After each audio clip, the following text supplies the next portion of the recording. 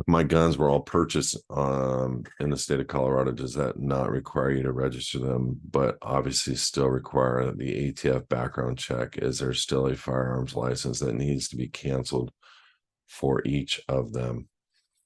So that is one of those questions where there's so many questions that I have.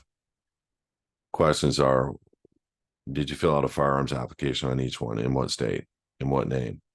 Were they purchased privately between you and a purchaser or a seller? What did you get for a contract? Did the seller notice the DOJ? It's just too many questions.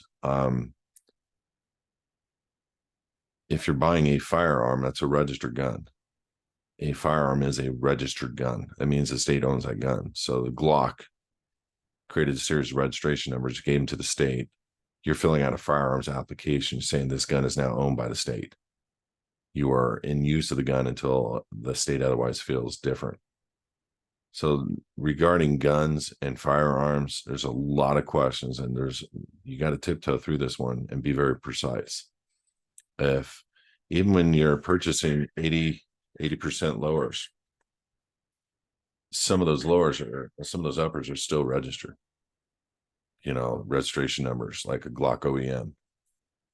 So there's nuancy kind of things you got to really be thinking through, like like in Turkey, they can build a 45 caliber, beautiful handgun, precision, $25.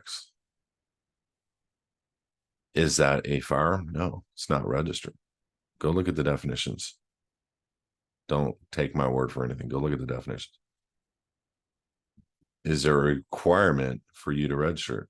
There may be if you're a U.S. citizen. There is not one if you're a state citizen. Do law enforcement know that? No, they're being trained that there's a group of sovereign citizens that think that they're outside of the jurisdiction, instead of being trained that there is actually something called state citizenship with hundreds of Supreme Court rulings to support it. Like Ben Franklin was not a U.S. citizen. So the ramifications of dealing with law enforcement, dealing with hyperactive DAs who hate conservative white males, have to be taken into consideration. So that's why you need to be private yourself 100% before you even start playing around with the way that you're going to conduct business on a firearm, because a firearm is already theirs. You get it? It does not belong to you. A gun built on the private side with your own hands that is got no registration numbers on it can be yours 100%. And I would even put that into a private trust, not into your name.